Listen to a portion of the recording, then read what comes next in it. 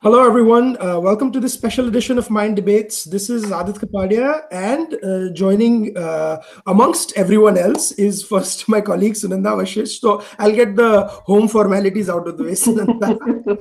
Hi, how is everyone? Absolutely. And joining us this week for a very special discussion are leaders of the right, the media on the right, and our compadres, as me and Sunanda would like to call. This is a coup. Is this a coup that you have managed? They don't use the word. Get into trouble.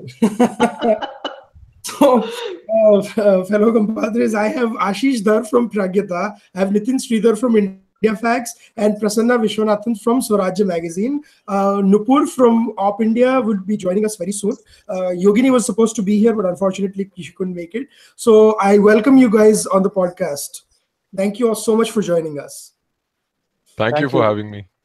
Thank you for hosting. Thank you for having me. So just a brief overview. So Ashish is with Pragyata, a website that does opinions, podcasts, and you guys do courses as well, right? On India. Yeah, that's right. That's right. So we started off with courses, and then we ventured into the mag section. Eventually, the mag section became more important than the courses. It always is, right? Yeah. Nithin Sridhar is with Indiafacts. They do a lot of opinion pieces, research pieces on the cultural side, historic side, and on some current affairs pieces as well. And you're the editor of Indiafacts.com, Nithin. So welcome to the debates, Nithin. Thank you. And Prasanna Vishwanathan is with Swarajya Magazine, or as people like me and Sunanda call him, with Center Right India, because that's where we all started writing for the right of center ecosystem. And Swarajya does everything, Prasanna. So I'm not going into anything else. Thank you so much. But this is the funny part. I was telling with Sunanda that the last time you came to Houston was about 6 or 7 years ago. Yeah. So It's been a long time. Yeah. It almost feels ancient at a time when Kapil Sibal was still applying RT.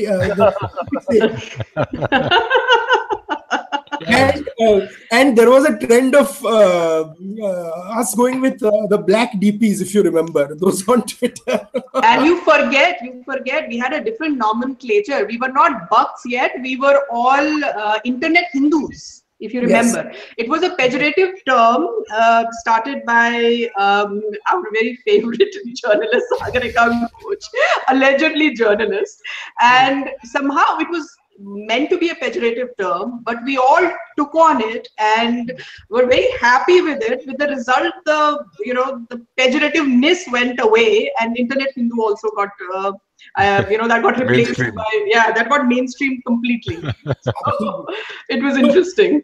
So this is going to be a two-part hangout. The first part we're going to talking about running a portal on the right or a right of center, basically going against the left ecosystem, the challenges, and what next can we expect, and especially going into an election year, what is it going to be on the political front, on the cultural front, on the ideological front. And then the second part is going to be the malaise around fake news, right? What exactly is fake news? We are facing it too, and why the focus only on one side? So let's start with you, Prasanna, since Center Right India was started long ago. And what was it then, and what has it changed now? Okay, first of all, thanks a lot for having me on the show. Really a privilege, especially Sunanda, a dear friend of mine. So and wonderful meeting all my friends here. So in terms of just to interrupt, Nupur has just joined, so I'm just going to say hi to Nupur. Hi. Hi. So she braved all the technical glitches, but she's here. So I know, which is huge for me. So I went through all the introductions. So I'll introduce Nupur. She, if you guys have been living under a rock, Nupur is the editor of OpIndia.com. OpIndia is a website that essentially counters every bit of fake news that is out there. They do opinions, they do videos, and now this week Nupur has started doing podcasts as well. So welcome to the debate.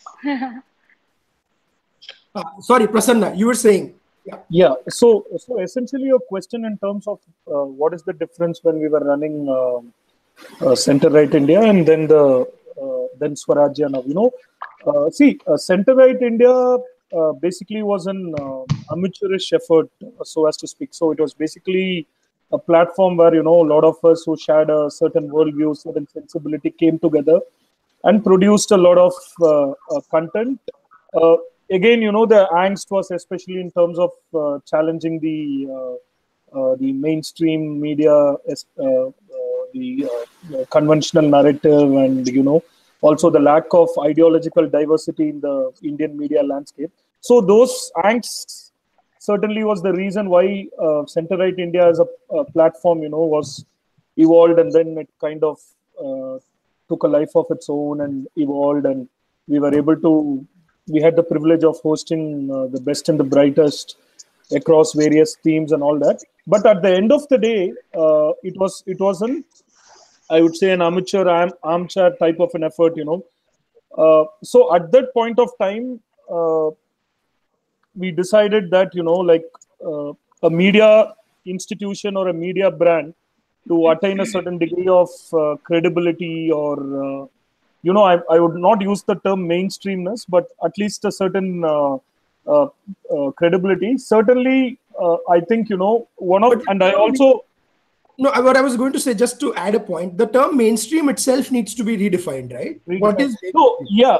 See, but there is also this other thing that one of the reasons why I kind of quit my own IT job and then transition full time into the media was that I personally started believing that if you have to create a platform, build institution, and all that, I think part-time amateur effort can succeed, but there is also a good chance that those efforts can be suboptimal and obviously can't make the kind of difference that is required from our end, actually. So that was the reason why we kind of started a larger platform, and obviously Swarajya has a legacy, and then we revived the legacy, and then from there on the journey has been we've gone through it for the last three to 4 years.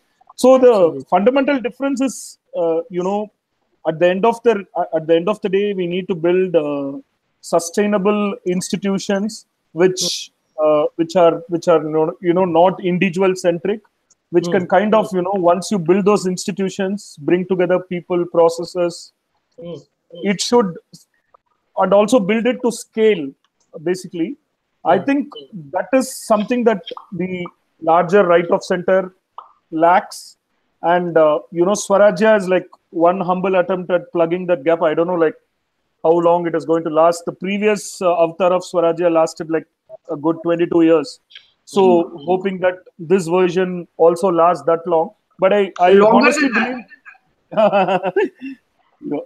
I honestly believe that I think this time now is the time where this kind of episodic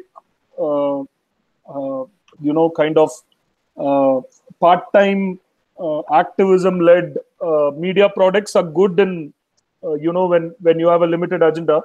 But the right of center world also needs we need to have a full-fledged media platform, and it's a 30-year kind of an institution building. If you really look at good institutions that have been built. No, absolutely. What you said makes sense. Because I was actually talking to someone to our podcast, and he refused to believe that I was the one who did the podcast till he actually heard my voice, because he would not read the name on iTunes. So he's like, I'm like, so and I felt glad that the product itself is more popular than the person doing it. So going to Ashish. Ashish, what has been your challenges, because you have taken up a very interesting thing on courses and stuff. So how has that been? Yeah, so the courses is a totally different thing, because that's how we started, and we started off with the intention of just building technology and something along the lines of a Udemy or a Coursera. But it was a very naive sort of view, because we did not realize, because we were not really part of any educational institution like a JNU or something. So we didn't really know that there is no content existing, so gradually, it was actually not very gradual, but all of a sudden we realized that we had to actually work on the content rather than the technology, and so we started doing the courses and recording and shooting and all that, which left us no time to basically do the concentrate on the technical part. So whatever hiring we had to do, whatever resources we had to employ, all that had to go into the creation of the courses. And then while we were going on, we realized that the platforms around at that time were either someone like Swarajya, which is basically a current affairs and a news-based thing mostly, but obviously they also have a lot of other stuff. It's the biggest, the big tent thing that they have. And then you had Indiafacts, which was more into Indology and stuff.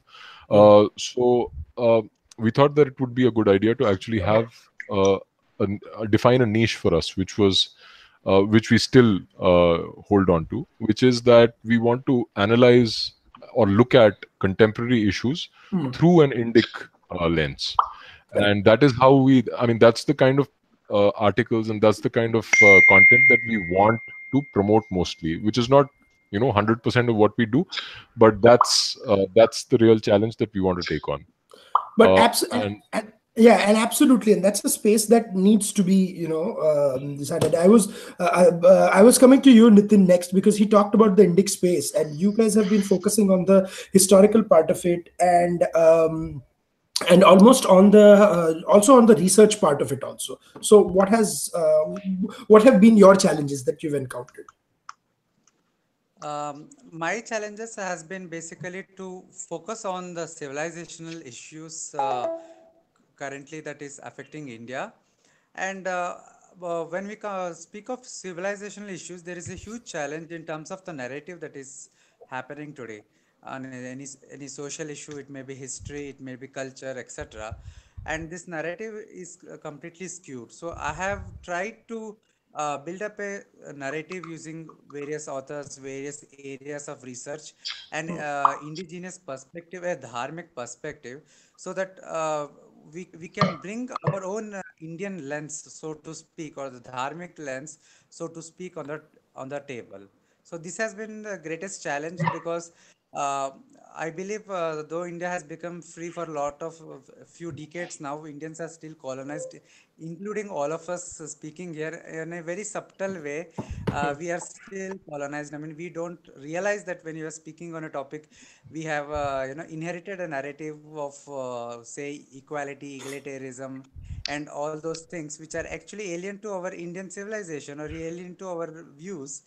And this has been a very, very big, very interesting challenge, I would say, to put our perspective on the table. And of course, then there is the challenge of countering the narrative as well, of whatever has been preset for a long time. So Sunanda, I would like to come to you next. Nupur is just about to join us. She had a technical glitch, so then I was going to come to her on the countering the narrative part about fact checking and stuff. But you go first, Sunanda. Okay, I can briefly talk about why MyIndMakers came into existence in 2015 January, and why Aadit, I, and our other friend Pramod Guravadi, who's not here, how we decided that why we needed MyIndMakers. So Swarajya was doing a fantastic job. OpIndia had already started, was doing a fantastic job. So there was, and then there was Pragyata and everything, but we felt that we also needed a voice from outside that can look into India. And since the three of us are based in Houston, and we have strong connections with India, we go to India all the time, but we also have the option of looking from outside. And MyIndMakers was essentially thought of as a Indo-American, a portal and for the diaspora. And because at that time, this was the first time that diaspora had suddenly started feeling very interested and very part of India's story. We wanted to, capture that audience, people who were feeling part of India's story, with the process, with the challenges, and the challenges that really happen on our side, really, on the right wing side, really is that we really cannot define what right wing is in Indian sense. And when you compare it to the Western sense, what is right wing? Why is, for example, and because I'm a Kashmiri Pandit, so pardon me for bringing that into here, but why is fighting for Kashmiri Pandit rights a right wing issue? It shouldn't be. It's a humanitarian issue. And if it's a humanitarian issue, the left should be interested in it as well. So, those kind of things we wanted to talk about via MyIndMakers. The biggest challenge, I think, which no one has talked about really is money. And I want to talk about the elephant in the room.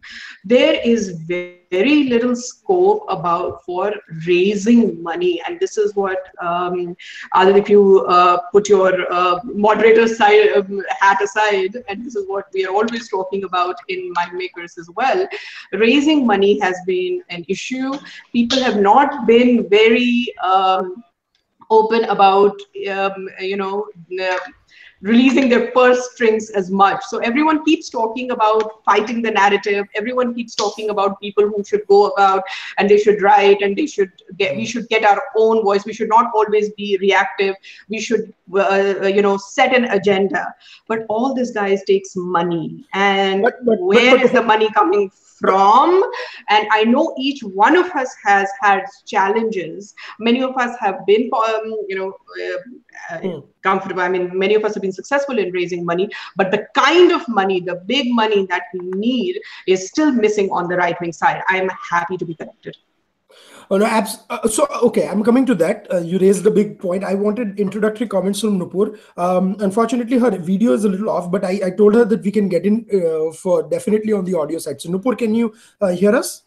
Yes, I can hear you. Okay, so we were going over introductory comments for all the portals. What have been the challenges since 2014, and what is the challenge going to be in the next year, especially being an election year and going forward? So I wanted to, and we had just we were going to come to you when we were talking about busting the media narrative, because OpIndia does a lot of stories which are pushing out the facts rather than countering the rubbish that is spewed from the other side. So please, your initial comments. So I can't really comment right from 2014 because I was mainly on social media. I got involved in the portal as such only from the last 6 months, since the last 6 months. So for the past 6 months, I think the major challenge that has been in terms of running the portal, I think Sunanda rightly brought up the money part. But I think it's very difficult for people on the right to really make a career out of running these portals and running, being in this digital media space, because A, there is no money, and B, unfortunately, there is very little security as well. So we talk about how the current dispensation, no, we don't talk about, the liberals say that, the current dispensation is it's a fascist regime and this and that. So I'll give you an example. I wrote this article which called the BJP a bunch of clowns as far as the Padmavat issue was concerned. And I didn't get one threatening call or one defamation notice or any of that. And we did the Kapil Sibal story, and I got 2 notices and I got calls to meet up and clarify and things like that, sort of intimidatory tactics. Which is such a bizarre old school way कि आप मिलिए, clarify कीजिए, फिर हम बात करते हैं type of deal. That is another thing. Politician. Yeah. That's another thing I wanted to. Politician. It came from the businessman. Let's meet and clarify. Yeah. And he tried to tug on the heartstrings, saying that, "अरे मैं तो संघ में विश्वास करता हूँ, तो आप मिलिए और हम बात करते हैं," and things like that.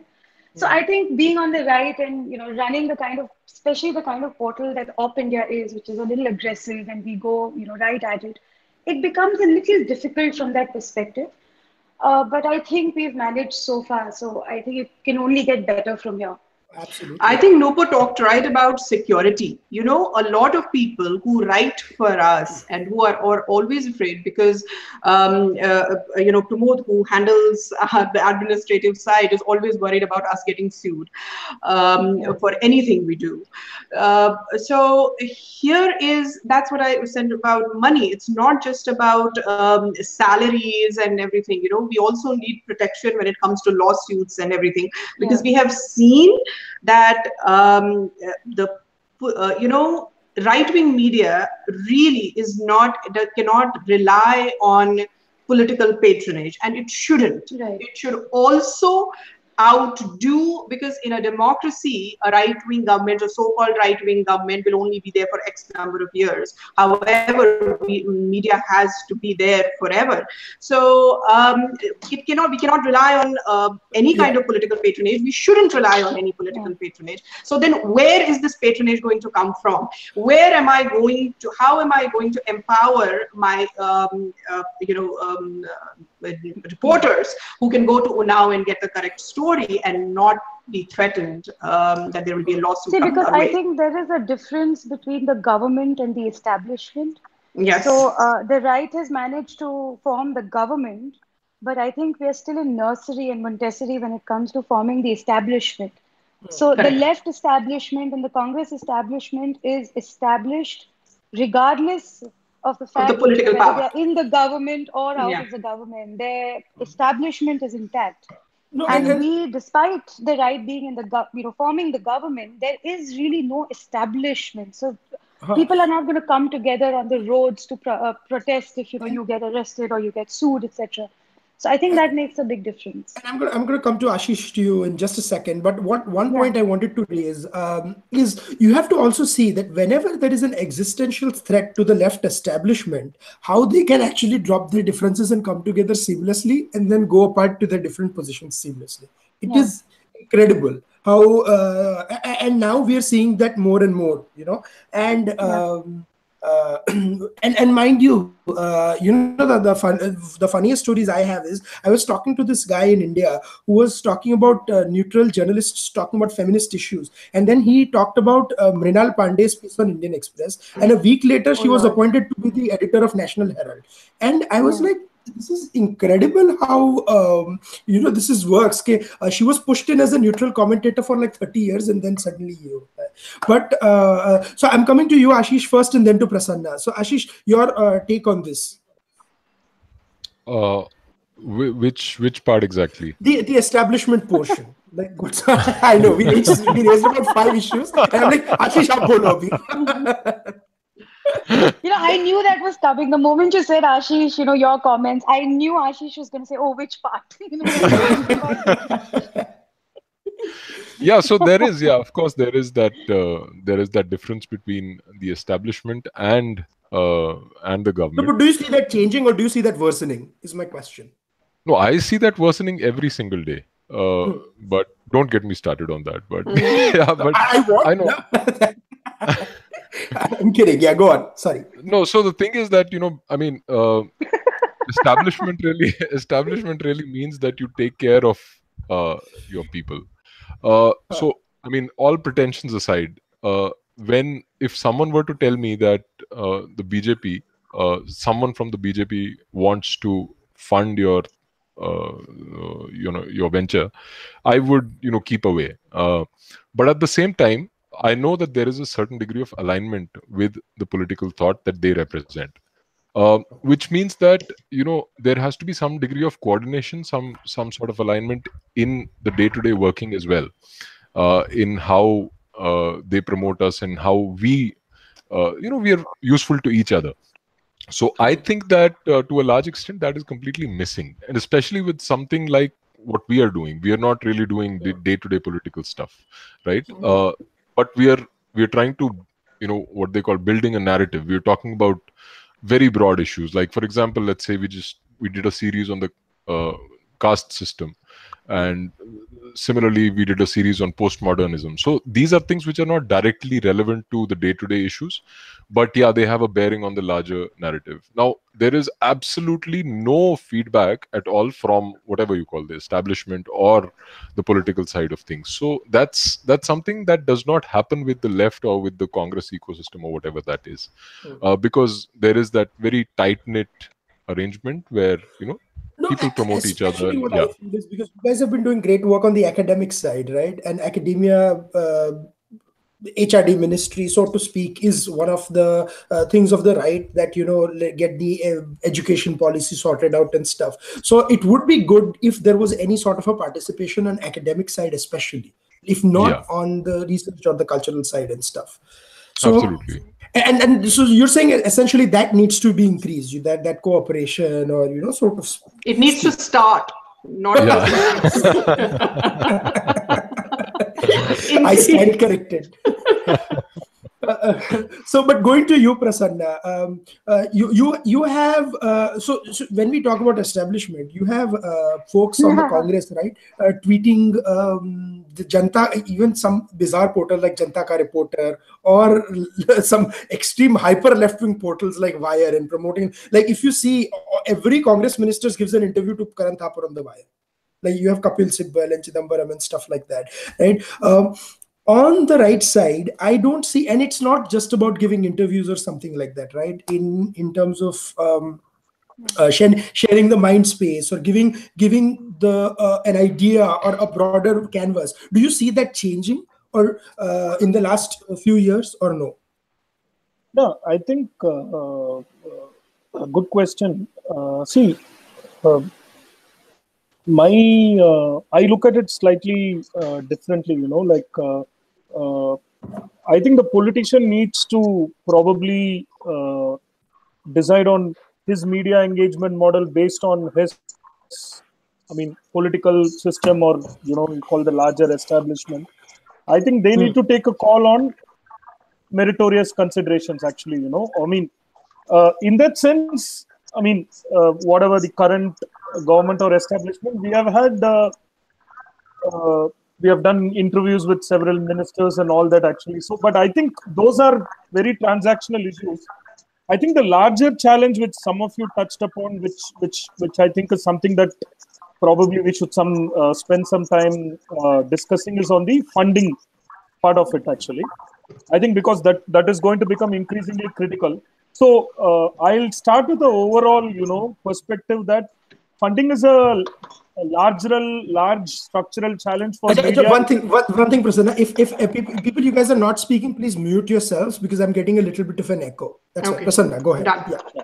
No, my personal take is that media structurally has a funding challenge, especially any new age digital media that is starting off. I think, like, globally, if you really look at, media houses are struggling. There is a challenge to the business model, and you have low entry barriers, so there is a proliferation of digital outlets and all that, and not everybody is able to build a sustainable business model. So obviously, if media is going to be considered and evaluated as a business model, obviously, the people who are looking at media as an investment opportunity, they would be qualifying it and trying to understand if there are any monetization opportunities and all that, actually. Okay. So that is one model of funding where, you really need to have a business model, a revenue model, where you're kind of looking at how to monetize, either digitally or through some kind of a model. That is one aspect. But if you really look at where left wing is scoring in terms of its funding, is that I think, like, they are not even having any, they've kind of clearly understood that revenue model is not going to be something that probably, if you're really going to build a sustainable business model based on, the revenues that you make, that is a long drawn out process, actually. So I think, like, they have understood that kind of a trust charity type of model, where, you have a set of left-wing ideologues or people who are sympathetic to a cause. They come together. Usually, they come together and fund the left-wing portals, actually, so that, they they are able to operate without any constraints on funding and all that, and they're able to quickly do some very impactful journalism. Actually, if you really look at, the other problem is a lot of the people in India. So typically, if you look at the people, the big money businessmen, or people who have money and people who are interested in media investment, at a personal level, I would largely think that they are largely sympathetic to an economic right-wing type of an ideology, or probably they are okay with a very Indic worldview and all. But there is a huge reluctance for them to identify with and openly identify, except for very few honorable exceptions. So even from that perspective, the left wing or the left of center media seems to be able to attract money from people who have the ability to write big checks as well. Actually, somehow, though they might not agree with their larger narrative, but it makes a virtue signaling, you may call it, or probably fashionable to be identified with the left of center cause. And so I think. Sorry, just to add to something what you said, Prasanna, and I'm coming to Nithin and Nupur now. There is almost an internationalism also on the left side, right? Yeah. Because like we have, and especially on the reportage side, so we have this show in US, you must be familiar, called Vice. Now it's some of the stories they do are phenomenal, from Iraq and from thing. But then when they do stories on India, there are only 4 or 5 people that they get in touch with, which belong to the same cabal. I agree with you. I think they have an existing intellectual infrastructure and very deep-rooted connections across which they can draw from. So overall, I think the only way, according to me, is that there are 2 models possible for right of center, or for that matter, any portal. One would be, you need to have a business model that is very centric on user contribution, reader contribution. Readers who are committed to the diversity in the media in terms of the discourse. They support it, and obviously you can supplement it with some other revenue models. Or, we need these kind of foundations which are willing to, bring in that kind of... and work across foundations and portals, basically, to form the same ecosystem. On portals to advance a certain ideological worldview, which they think is very important, the narrative. Pretty much like what happens in the US. So that kind of, institutional funding, where it is not a commercial lending, but a philanthropic funding to advance the ideological worldview. I think that is a huge vacuum as far as the right of center goes in this country. Absolutely. And by the way, I was seeing the trailer for the Vice documentary this year, the shows they do, and one of them I think happens to be on RSS. So I am curious to see which experts they got to talk about the RSS on this year. So Siddharth Vardarajan. a lifelong RSS activist. Absolutely. I just have one question before you go to other people, to Prasanna. Why is it that all the left-wing media that you're talking about, if you see, none of them identify themselves as left-wing. Even the Hindu does not identify itself as left-wing. Whereas right in its all the, right now, the 6 people that are present here, 7 people that are present here, we represent different strands of right, yet we are all clubbed under right wing, and none of the left wing media is clubbed under left wing. They're all, if you think, they're all liberal media. So people who are supporting them with paychecks, I am told that they will always say that we are supporting the liberal independent media. Now tell me, how is Wire liberal independent media? How is Pro liberal independent media? But they will always forward this. So outside of India, you will always feel this, that this is liberal independent media, but Swarajya and MyIndMakers and OpIndia are right-wing media. No, I think if 1 or 2 of the initiatives from the right of center spectrum succeeds and sustains certain momentum and brings the scale, I think this might dramatically change. See, currently the entire space, there was no ideological diversity, and it pretty much the left of center position was the default position. So right now there is a bit of a challenge, but there have been some initiatives that have happened.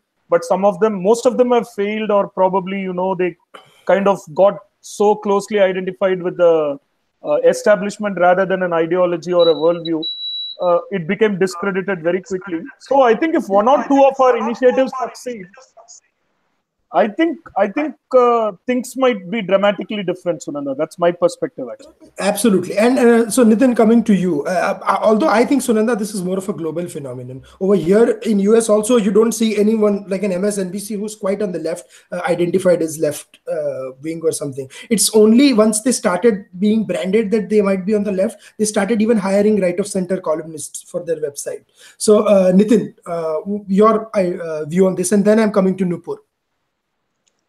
I think my view is a typical view in that this right-left, the entire dichotomy is imported one, and we have been forced to conform to it. I mean, none of us in this discussion here can be fully branded as a right-wing person. See, I do not consider myself as a right-wing person in the full definition of the things. Some of my views are clearly centrist. Some of my views are I simply cannot identify myself as a right wing, but we have been forced to use that there is liberal It's mainstream been and there is branded the on us.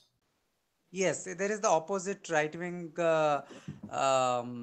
conservative, and conservative has been made a bad word again, and orthodox thing. So I think it's very difficult to overcome these identities, and in fact, we are not even trying to overcome these identities. We are very happy, by being in this right wing side of center or such identities, and this is this attempt to overcome this identity and create our own identity is something I think is missing from our so-called right side of the politics. Absolutely, absolutely.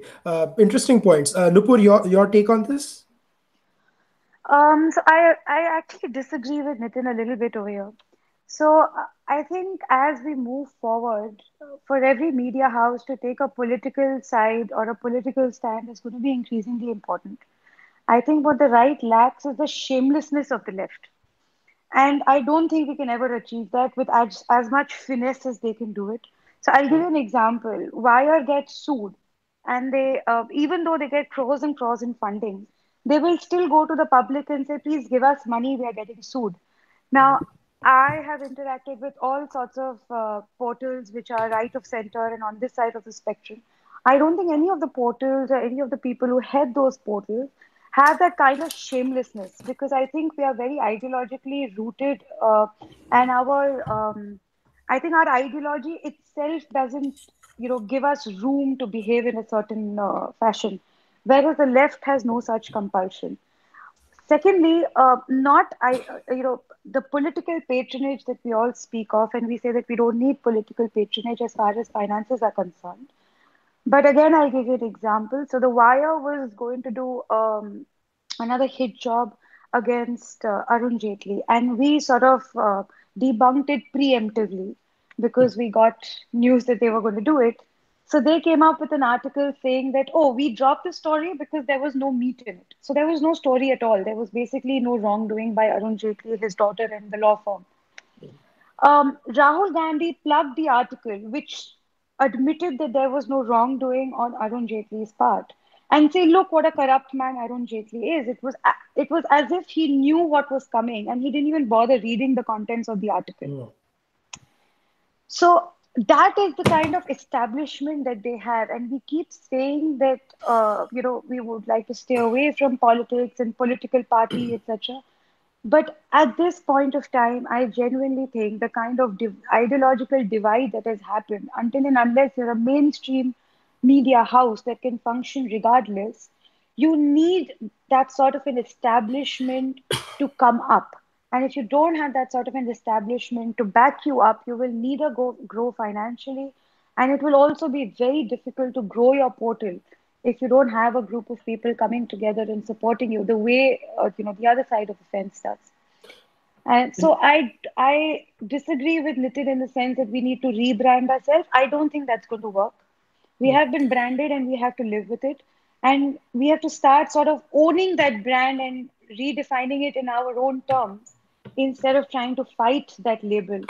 So I don't Actually, think that's going to work. you Honestly, bring rebranding you bring ourselves is not going to work. Nitin, That's my quick take. point, and then I'm going to start on the part two of the debate. Yeah, Yeah, I Nitin. just want to make a quick point. I think what she's saying is quite pragmatic, but I would like to make a point that it's not about rebranding. It's about how we build our narrative and how we look at the things. How what is the kind of future or what is the kind of civilization perspectives that we want to put it forward. I mean, Hmm. if we are playing by the game that opponents have set for us, and we will always be at the losing end.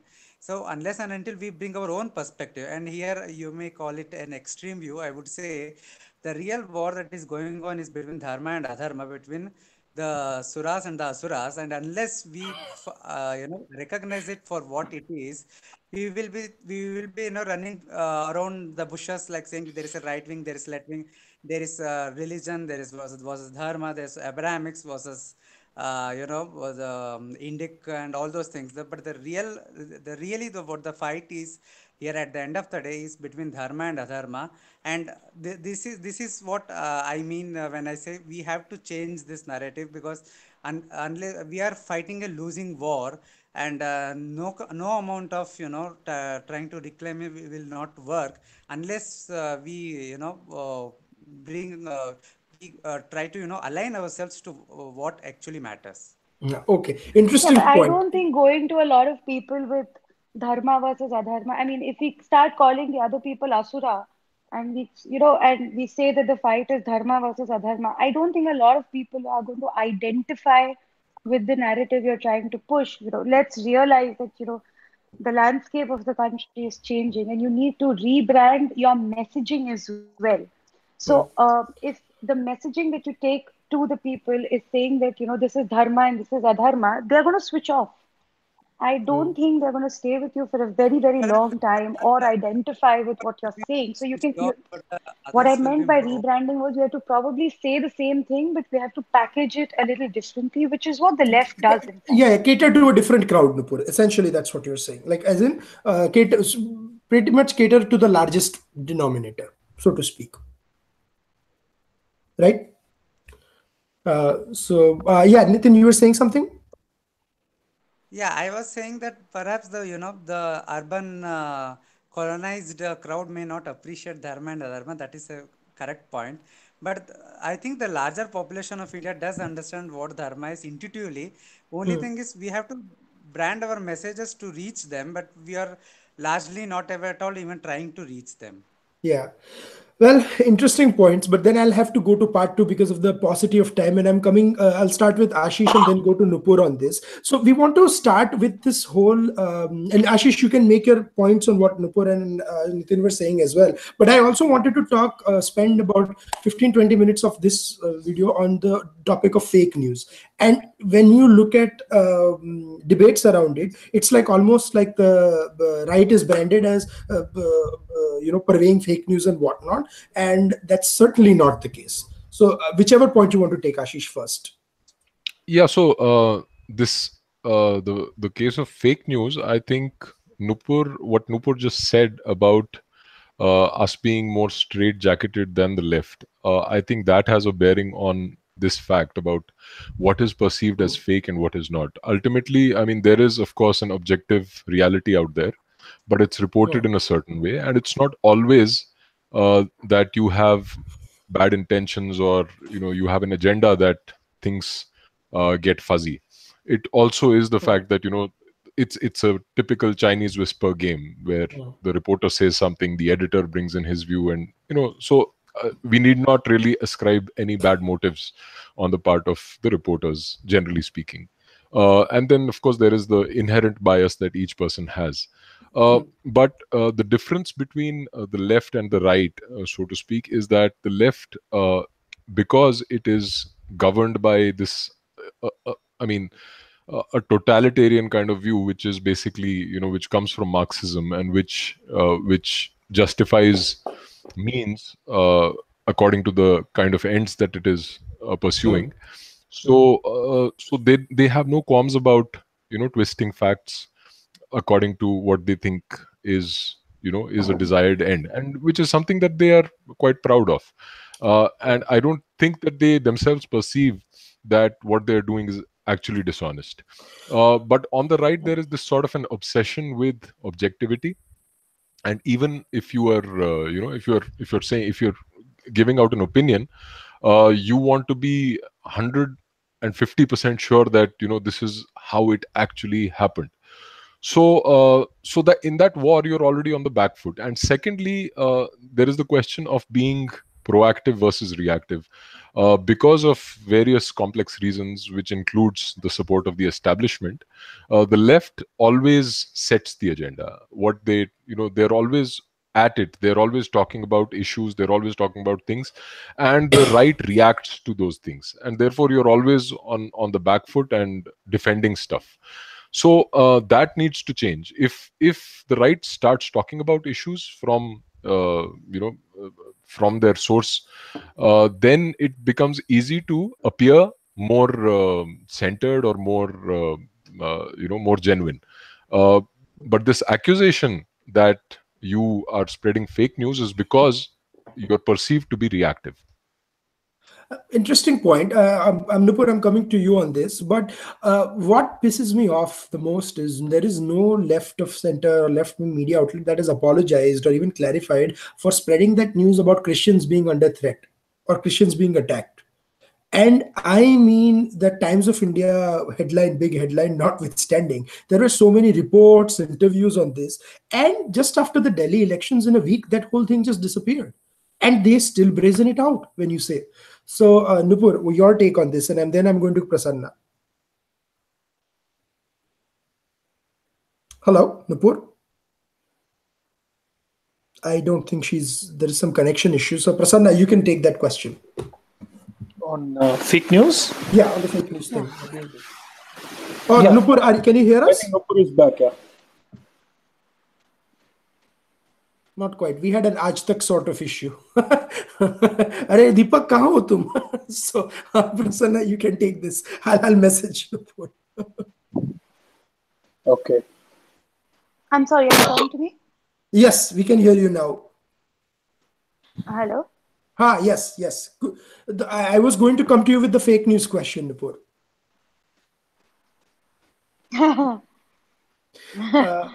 If you could, I don't know if you heard the first part of the debate, what we were talking about, what Ashish said about the left, and then I was mentioning how no one on the left has ever clarified or apologized on that. Well, she dropped off for a second. So, Prasanna, why don't you take that? Yeah. You want me to Yes. focus on each aspect of it, actually? Yeah, absolutely. Why not? And then just your take on this whole issue. No, I think a couple of things. One is what I call as one is the layer of fake news, and then there is this on top of it. There is another much more I would say an intractable but a much more sinister problem, which is that of a malicious, very twisted narrative. Okay. So I think fake news as such, I think it's a largely cross ideological problem, because you would have seen in social media or in even across ideologies, I mean, even sensible individuals, many individuals, everybody has fallen victim to fake news, or even media houses have genuinely committed mistakes, blunders and all that. And of course, we need to concede that there are also some outlets which are particularly focused on, very low premium on facts and, basically, kind of, I mean, not explicitly involved in production of fake news, but, treading a very dangerous line, actually. So we have different type of players. I mean, and a lot of times, our confirmation biases and our ideological biases also play a significant role in us falling a victim to the fake news. And I think, and there are good news is that we have fact-checking websites which again cut across ideologies, which immediately address and call out the bluff. If there is a one side is probably uh, you know, propagating and peddling a piece of news which is not exactly accurate, then there is a fact-checking website from the other ideological spectrum which makes a song and dance on it, and then there is a vice versa. And I think at a certain level, we'll increasingly get matured in addressing this base level problem of uh, fake news being busted. Okay, and I think we are already getting there actually. So it's not too much of a worry. I think the larger challenge, and which is much more difficult to uh, uh, you know address, and where where I think the leftist communists, because of years of techniques, practices, they have perfected is in terms of building that sinister narrative, uh, which I think is where they really, all the dubious media games are played. And I think that narrative building is where I think we the right of center portals or websites. I think we simply have not invested either resources or institutionally we've not built any capabilities over the year to counter it. Like for example, reportage, ground level reporting, and all that. So over the year, like I said, the default ideological position has been left of center, and they have been able to build processes, human resource capabilities, And networks. what you said, confirmation bias, right? That Confirmation if we bias, have yeah, confirmation bias is there, but I'm saying that the no, I'm saying sinister, even on the reporter side, right? You get half the yeah, of facts, course. and Yeah. So what I'm saying is that while the fake news per se, the transactional news, or like saying that this was a bridge that was inaugurated, I mean, some very basic fake news. I think there are ideological outlets across the spectrum which are able to bust it, and we have a reasonable balance in that.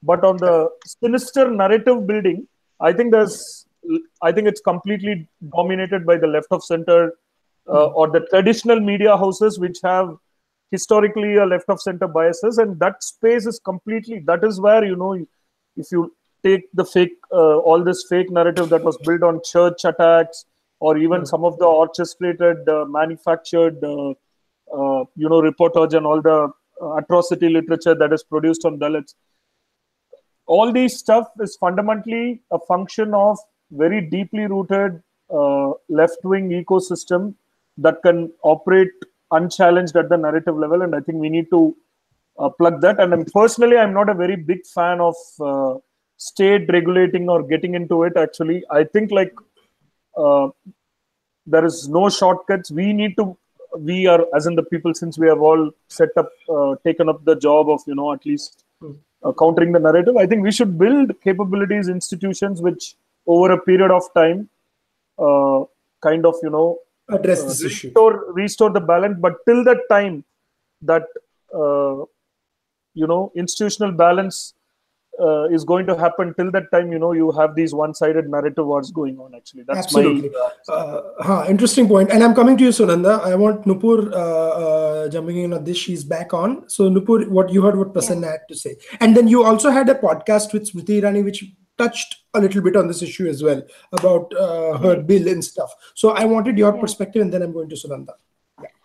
So my personal perspective is, as Prasanna rightly pointed out, I don't think fake news can just be branded as a lie and the truth, because those are fairly easy to catch. So, for example, Pallavi Ghosh's woman being gang raped for eating beef news was fairly easy to fact check, because you can just pick up the phone and call the police station and ask them what happened. I think the narrative, as Prasanna rightly points out, I personally consider that to be a part of the fake news phenomenon as well. So the church attack thing was also blown out of proportions. The nun rape in West Bengal, it turned out to be Bangladeshis, but for the longest time it was, peddled that it was Hindutva who raped that nun. So I think that is also a part of fake news. Until we have that network and that establishment to actually send people on ground find out the truth, and find out the missing puzzle, pieces of the jigsaw puzzle. For example, the Kathua rape that happened. A month ago, we had reported that Hindus had started leaving that village in Kathua, and that was never picked up by any media house. And then suddenly, 3 months later, this is made such a huge issue, and it's pinned on the Hindutvavadi. So I think that is also a part of fake news, which we are not being able to effectively counter because we don't have the institution to counter this. And even if we do, it might not make that impact because we have no way of furthering that narrative at all. So we put out an article and we counter that bit of fake news, or we counter that bit of fake narrative.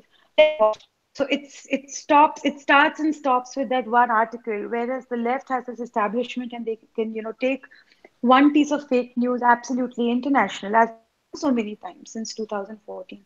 So we lack the capability to counter them as of now. So we try with whatever resources we have, all the portals try, but I think we lack the institution to cover this. And Smriti Rani's perspective when I interviewed her was very interesting. So she also pointed out that somebody like John Dayal has a press card. And I don't think he's a journalist, but he has a press card. And Padma Awardee journalists who still don't have that sort of access. This is how deep-rooted their entire institution was, that even somebody who is not a journalist gets to hold a press card.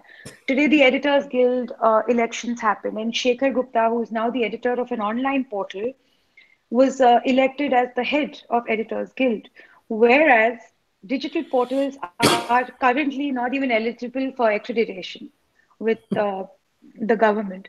So I think that's how deep that institution is. Fake news, per me, is not just something, a false piece of information, but also filling out the missing pieces of the jigsaw puzzle and correcting the wrong narrative. For example, the angry Hanuman face is a sign of growing Hindutva terrorism. I think that was absolutely asinine.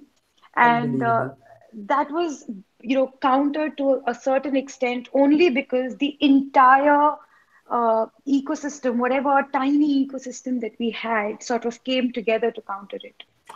So that is the power of having an institution which we frankly at the moment lack. And pushing and having it to push a narrative. So absolutely. Sunanda, I would like to come to you and then to Nithin. Ashish, you wanted to make a quick point before I go to Sunanda? Yeah, just that this part about what I mentioned about not having the conviction to stand by your views, that largely holds for opinion making.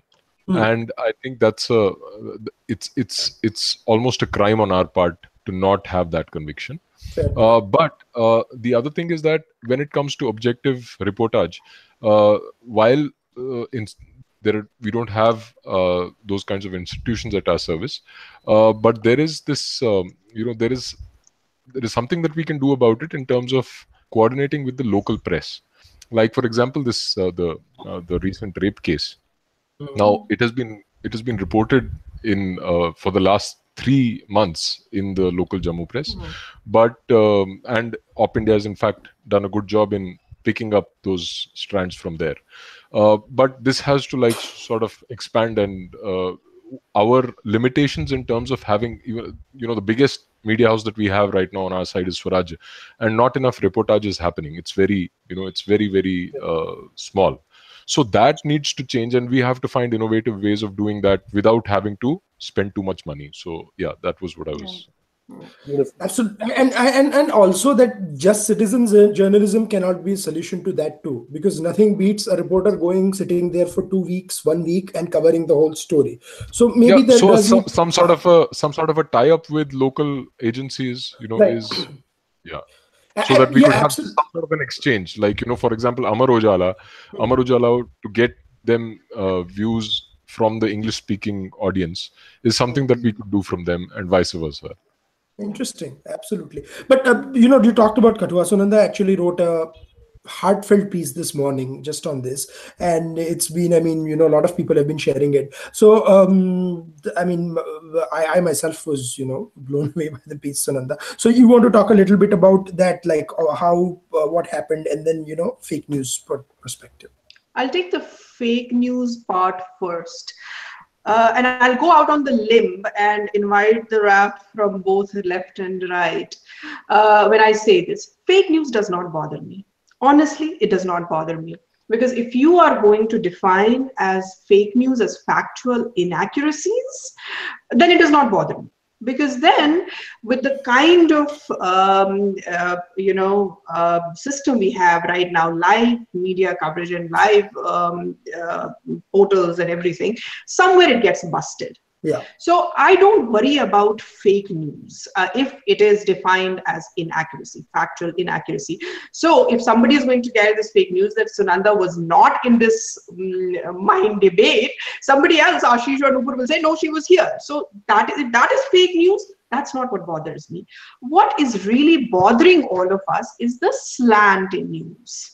So how are you reporting the news? This is where none of us can do anything about it other than present the other side of the story and sort of counter that slant with another kind of view. I will not call it slant, but with another kind of view and another kind of that there are always, what mostly in India people forget is that there are two sides of a story. This is such a basic journalistic principle that has completely been forgotten. They will always think that there is only one side of the story. In Kathua also, they will always say that there is only one side of the story. So here is that is the slant that we are, or Unnao, for example, that was another thing where people think there is only one side of the story. A journalist point of view, for all of us, from our view, it should be presenting both sides of the story. And here is what we can do about the slant. Government cannot do a thing, a zilch about slant. They need to actually move out of this space. Because the more they try to get this, that we are going to correct this slant, they are going to get into this business of, oh, we are being gagged, and the government is in the business of, gagging people and censorship and all that. So government really needs to move out, give a free space to everyone, and let people like us who are fledgling, we are just fledgling websites, give us an open and level playing field, playing ground. And once that happens, I think the slant can be questioned. So think about it. Talk about 2002 riots, the slant there, none of us will forget that. A lot of stories that might have been presented may have been truth, or may have been, from when that reporter was standing there for 5 minutes, and if he saw something, he will report that. The reporter doesn't know what happened before those 5 minutes and what happened after the 5 minutes. So is that story, if he reported only those 5 minutes, is that fake news? No, it isn't fake news. But the reporter hasn't done enough research. That reporter hasn't done enough,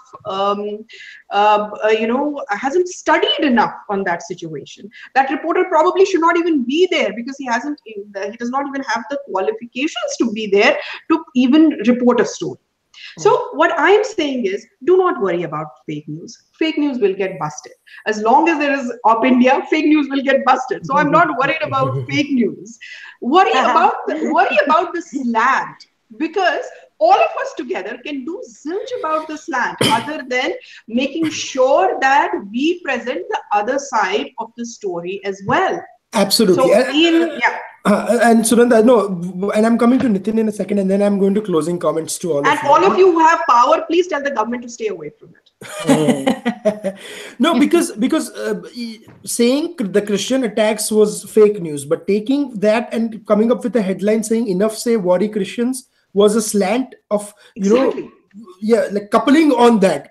So I'm sure, Aadit, there was one or two Christians, maybe Ribeiro or someone, who told the TOI editor that I'm done with this Narendra Modi government. What did the TOI editor do? Enough say worry Christians. No, but Sunanda, let's put it this way. When did Ribeiro make that statement? When he saw news that journalists are saying that Christians are under attack. Right? Yeah, so Julio Ribeiro wasn't in Delhi to find out. But you're assuming there is no. But you're assuming that there is no backroom sort of collaboration between these people to absolutely. come up Yeah. with this narrative. So Yeah. I don't think it's like the chicken and the egg story. You will Yeah. never know Completely. who has come up with this narrative and who has furthered this narrative. Yeah. I think the more than that, the amplification Yeah. mechanism that they have, that is as much damaging. The international linkages, networks, ability to. Look at this Kathua story. It has broken my heart to pieces, and whatever I have felt is out there in public domain. I haven't been able to sleep for last 3 days after I have spoken to people in Kathua and everything. That is besides the point. But look at, I actually researched this in 48 hours, guys.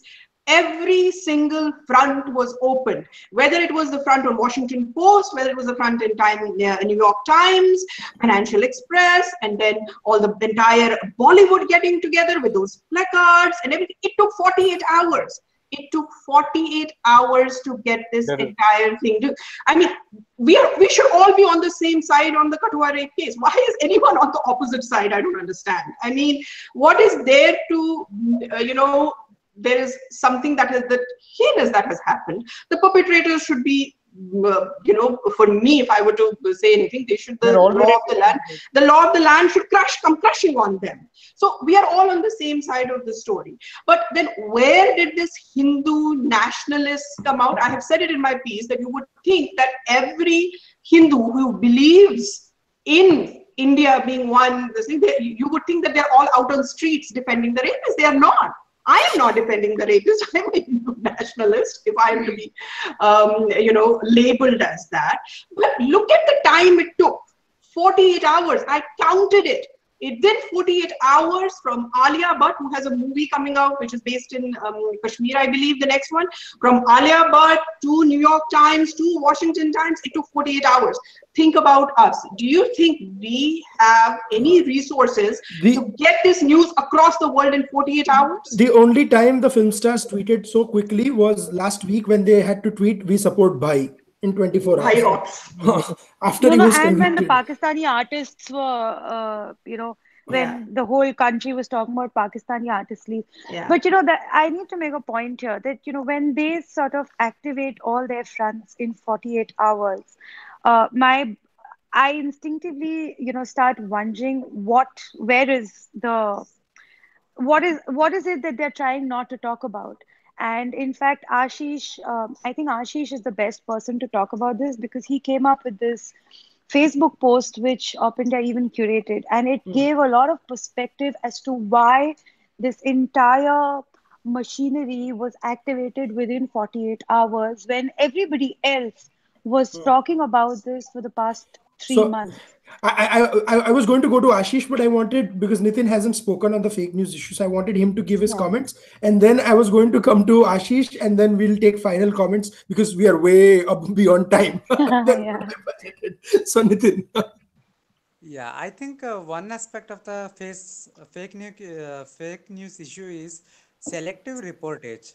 Uh, Reporting half truths or reporting selectively is also is equal to a falsehood, and there is no shortcut alternative to counter this except for our own media house, which is fully dedicated to reportage.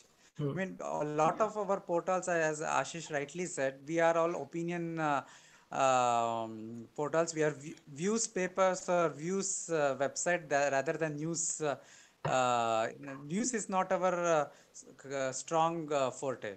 So this is one area I think we lack greatly, and there is no shortcut to this, and we will have to invest today or tomorrow in a strong reporting. I think the only way to counter fake news in all its aspects, be it as a non-factual things, which I think portals like OpIndia are doing good, but when it comes to countering narrative level selective reportage, or even a fundamental biasness in the reporting. See, I have observed this reports from the agencies that we routinely get day to day basis, but even in them you can see kind of bias or confirmational bias, as Prasanna said. I mean, a lot of reporters out of colleges out there, even the very colleges, the teaching, the bias has been, ingrained in them. You can see that bias even in a simple reports from agencies. So the only way to correct it is to have our own reporting agencies, have our own newspapers and websites dedicated to news, which do first-hand report. I mean, if in the recent issue in Katwa and all, we have to have a outlet where it does first-hand reporting what happens in Jammu, what is happening there, or Correct. what is happening with regard to Assam rape, etc. And that is the only alternative as far as I see it. Okay, interesting points, Nitin. So I would like to start the closing comments with Ashish. I want to him to briefly talk about his Facebook post, which went viral on and all that, and what he noticed in the 48 hours. And then I'm going to go in order: Ashish, Nitin, Nupur, Prasanna, Sunanda, and then we'll end the discussion. So, Ashish. Yeah, so the Facebook post about the whole thing was that uh, as soon as I saw how it was being, spun, and the kind of slant that was being given to the facts on of the case, or the supposed facts, I'm not entirely sure because I've read some other reports as well. So the only thing that I did was I tried to put two and two together, and I sort of gave a bit of context to what was going on, right? And what could be the motivations, what could be the political motivations behind it. Correct. And that sort of, caught people's imagination, because that's what a narrative really is. You want to make sense of the objective facts, and you want to spin a story around it. You want to hear it in the form of a story, and this is how you would relate to it. So that's what I did. And which brings me to the point that the difference really between us and them, if I may say so, is the fact that their coverage and their presenting of news is based on a certain telos. They have a goal and they have a defined enemy. While we go about it with vague ideals like, we have to show the truth and all. And there are so many things that I have to say, but we are short of time. So I would just say that I find it useful. We've discussed the on ground thing and the difference between their support base and their ecosystem versus ours. But in terms of just reporting and in terms of presenting a view, I find it more useful to think of it in terms of rather than left versus right, in terms of how Thomas Sowell describes it. The vision of the anointed versus the vision of the tragic vision. So I mean, these guys really have the vision of the anointed, which they think that they're someone special. They don't have that humility to believe that, that, I might not know. So that's an essential difference. And I don't know whether that is a vice that you would like to emulate. So Ashish in 30 seconds went from current to philosophical to an Orwellian view of the world. That is the problem with the right wing. We are just too smart for our own good. Chalo, at least that's one confirmation bias. That's correct. But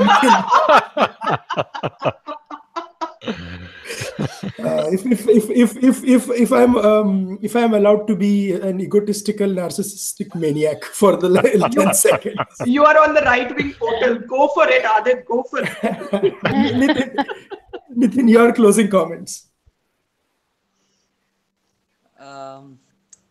I think I would just add to what Ashish said. It's not just about reporting; it's about how that reporting is presented, how the narrative, that story that is built around the objective happenings on the ground, and this is where we are failing, because we are more in a reactive basis. We are always reacting to the narrative set by the mainstream, and as I said in the previous segment, that the only alternative, as I see it, as far as reporting is concerned, it's to have our own reporting house, our own agencies and all. But on the narrative level, I would repeat again that we need to somehow free ourselves from the dichotomies that have been imposed on us, and try to recover our own vision, try to recover our own narratives, our own standpoints, and so that we can analyze the world, we can analyze the happenings, it may be cultural issue, it may be civilization issue, it may be political issue, from our own strong grounds, rather than playing the game that we are being made to play. Interesting, absolutely.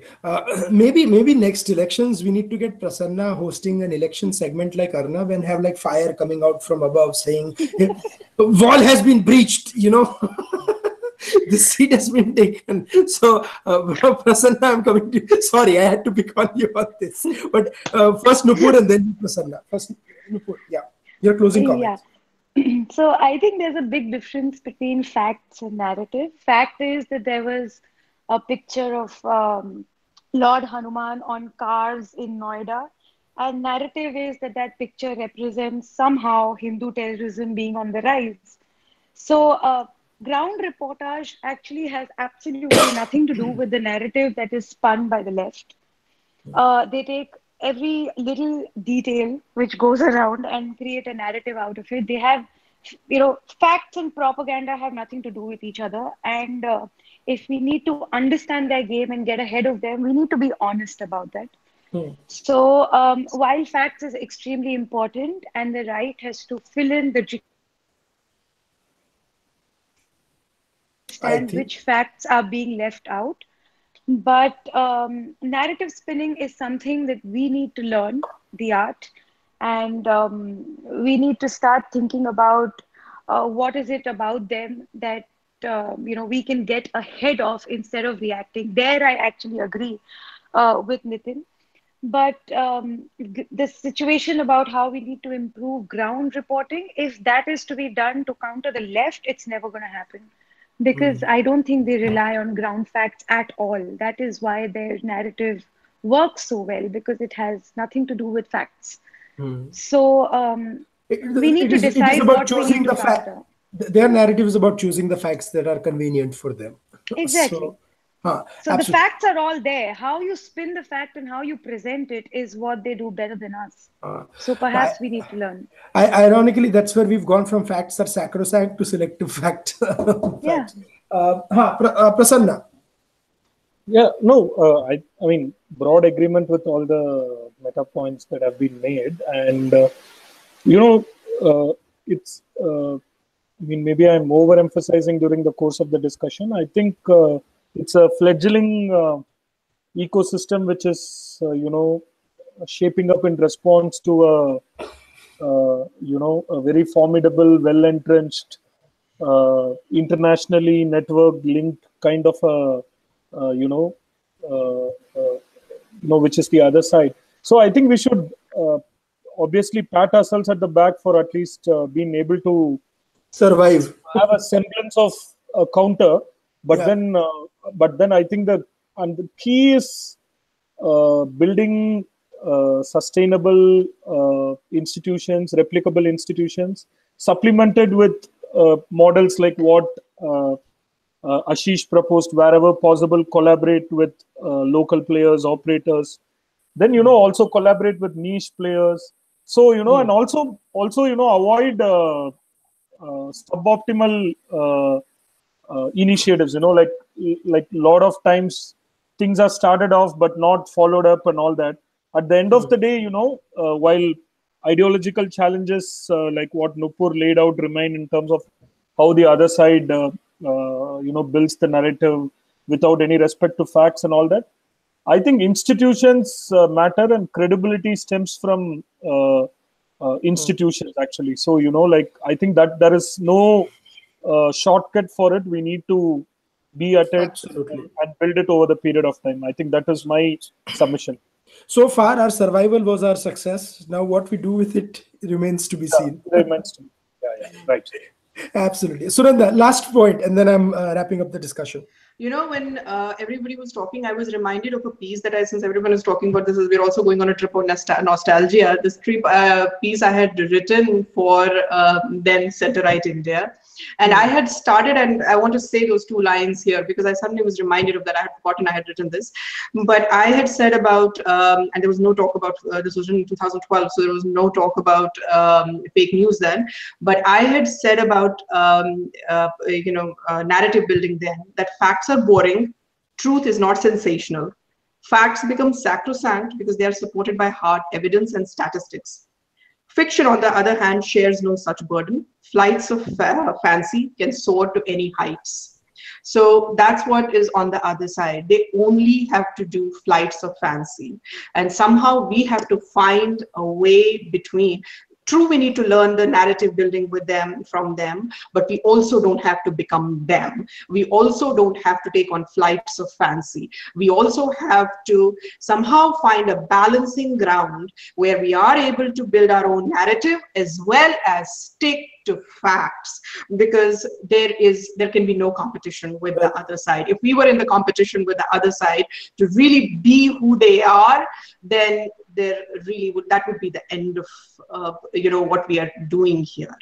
So I would say, find, as far as when the fake news is concerned or the slant is concerned, find your own truth, find your own place, and find your own narrative, but don't be them. Let's not just copy what they are doing.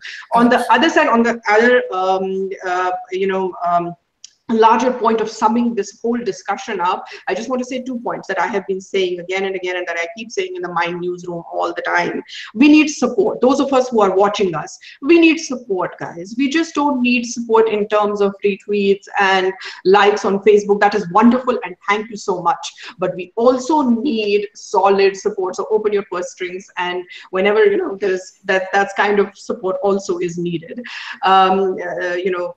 We don't live on love and fresh air alone. There are lawsuits out there, and things happen. So, and we all have families, and we all have everything. So that's one thing I want. This one thing, and the second thing that Ashish so well brought out, and Prasanna so well brought out, that the reportage. Let's focus on the reportage. Let's have the ability to be able to send our reporters to the ground zero, and let's have that thing to have them there for a week to cover the entire story. Let's not send them for 5 minutes and come back with a aankho dekha hal. We do not need aankho dekha hal. We need a proper reportage that can only be done when we have the money to sustain these things. That's all I want to say. No, absolutely. Great points, you guys. I think what I just want to wrap up on is it's so far the effort has been made. It's been I think the ideas that we had probably took place long before 2014. 2014 was just an election that none of us expected the outcome of, and it galvanized them a lot quicker. But I think going forward, from now, the challenge is not just going to be focusing on smaller issues or something, but focusing on the larger picture at hand, and also taking up causes that right has been historically weak at, and how we can sort of improve on our own past performance.